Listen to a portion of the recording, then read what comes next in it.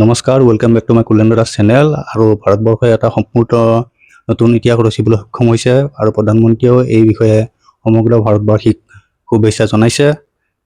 আৰু ওচৰৰ দেশকেইখনে আৰু ভাৰতবৰ্ষৰ কিছু সংখ্যক লোকে এই বিষয়ে খুব বেছি এটা আনন্দ উপভোগ কৰা নাই আৰু তেওঁলোকৰ টোপনি নাহা হৈছে। তো এই বিষয়ে কিয় টোপনি নাহা হৈছে আৰু কি হৈছে, ভাৰতবৰ্ষই কি ইতিহাস ৰচিছে, এই সকলোখিনি আমি জানিব পাৰিম এই ভিডিঅ'ত। চাই থাকক শেষলৈ। सबसे पहले तो आपको बहुत बहुत बधाई। Sir, we are very, very privileged to hear you. Skyroot ने दो काम किए हैं। एक तो आसमान में नए पौधे गाड़ दिए हैं और दूसरा जमीन में भी उस रूट्स को आपने मजबूती दी है जो देश के नौजवानों को आगे आने की प्रेरणा देगी। कब से मेरा ध्यान जो गया, आपकी पूरी टीम 25-30 साल की दिखती है, ये मुझे और खुशी दे रही थी। शुरू में आपके चेहरे पर चिंता भी नजर आती थी, लेकिन फिर मैं देख रहा था कि खुशियों से माहौल भर गया। आपका कार्ड जो आप भेजे थे, that has successfully reached space and you have written Vande Mataram. So Vande Mataram is in orbit. आपका जो कुछ भी मिशन है, मैं इसको एक प्रकार से वंदे मातरम मिशन ही देखता हूँ कि भारत माँ की गरिमा को नई ऊंचाइयों पर पहुँचाना, नई पीढ़ी को टेक्नोलॉजी को लाभ देना और नई पीढ़ी को टेक्नोलॉजी में आने के लिए प्रेरित करना हर प्रकार से। और उसमें से मेरे मन में विचार आया था लंबा कुछ ना लिखूं, सिर्फ वंदे मातरम मेरे भाव व्यक्त करूं।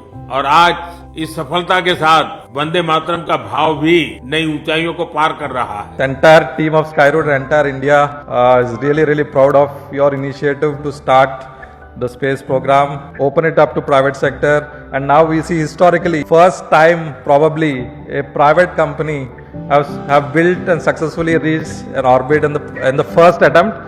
Thanks a lot. It's happening from India, and this is a 100% designed in India rocket. देखिए, एक समय था जब मैं आत्मनिर्भर भारत की बात करता था तो ना समझी में कुछ लोग उसकी मजाक उड़ाते थे, लेकिन आज आपने सिद्ध कर दिया कि हम इस क्षेत्र में भी आत्मनिर्भर बनने में समर्थ हैं और आपने उस समर्थक को दिखाया है। और मैं पक्का मानता हूं कि अब सबूत हमारे सामने है, साक्ष्य हमारे सामने है, और ये आपकी टीम ने करके दिखाया है। Now we are very proud that the government is enabled us and opened up the sector to private players, and now we stand as India's first private company which have launched a rocket to orbit and also created a global milestone, all from India with a fully Indian team, 100% built in India.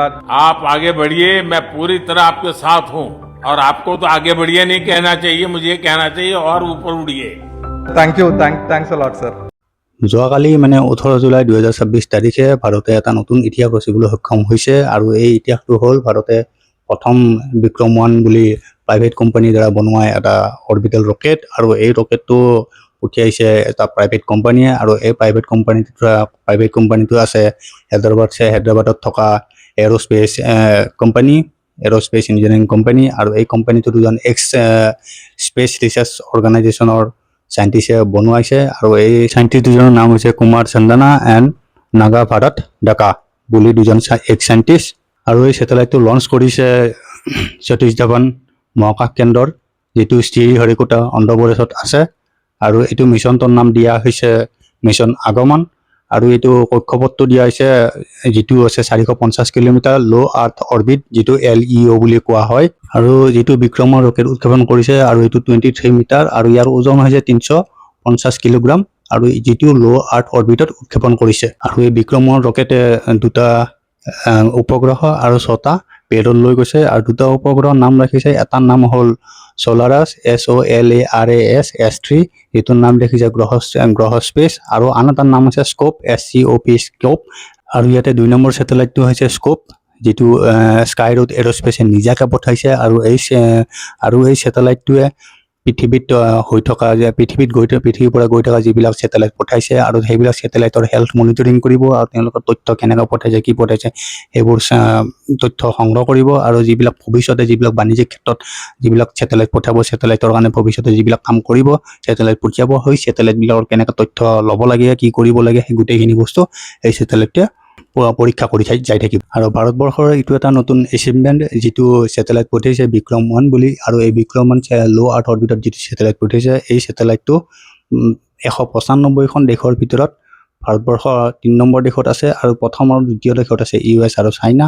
তো ভাৰতবৰ্ষৰ কাৰণে এইটো এটা ডাঙৰ achievement আৰু এই achievement চাই যিখন আমাৰ পুৰণ ওচৰৰ দেশ আছে সেই দেশকেইখনত বহুত ধৰণৰ অসুবিধা সৃষ্টি কৰিছে তেওঁলোকে ভাবিছে তেওঁলোকে কি কৰি আছে, কেনেকৈ পঠিয়াব পাৰে ভাৰতে এনেকৈ এইখিনি কাম। তো আমি ইয়াতে সুখী অনুভৱ নকৰোঁ কি ধৰণৰ কৰিব পাৰে। তো সেইখিনি বস্তু ভাৰতে এচিভমেণ্ট কৰিলে আমি যিমানে আগবাঢ়ি যাওঁ তো ভাৰতৰ তো বাকী অন্য দেশসমূহে আমাৰ ভালটো হোৱাটো নিবিচাৰে।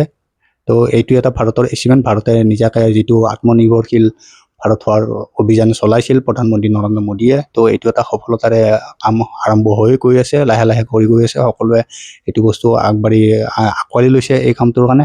আৰু যিখিনি কাম কৰি গৈ আছে, যিটো এৰোস্পেচ ইঞ্জিনিয়াৰিং কোম্পানী নতুনকৈ প্ৰাইভেট খুলিছে, এইটো এটা ভাৰতবৰ্ষৰ ডাঙৰ এচিভমেণ্ট আৰু ভৱিষ্যতে ইয়াৰ কাৰণে ভাৰতবৰ্ষে বহুত ভাল কাম কৰিব আৰু নতুনকৈ এৰোস্পেচ ইঞ্জিনিয়াৰিং প্ৰাইভেট আৰু খুলিব।